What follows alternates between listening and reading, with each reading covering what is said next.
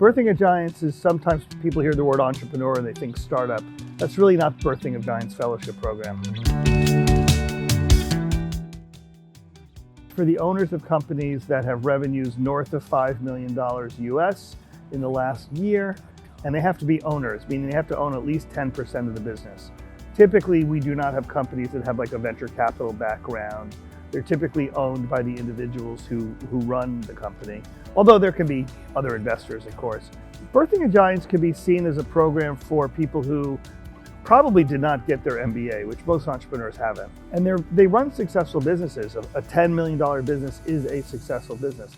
But of course, if you ask anyone who runs a $10 million business, it's complicated and it's fragile.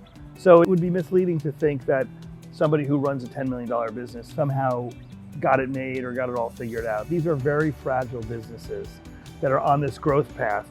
And often they've had no formal education into how you run a business like that. Even if they've worked at a large company or they have an MBA, it's a very different process to run $10 or $100 million business as an entrepreneur. All of our faculty members, all of our board of experts have exited companies. We've got a couple of $1 billion of exits between the half a dozen of us in the board. And so building a company that's exitable, by the way, even if you don't want to exit, building a company that can be exited is really hard to do and really worthwhile.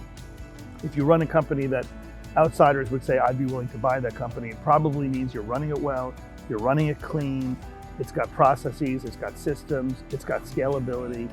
So building a company that somebody would buy is an exercise in building a great company.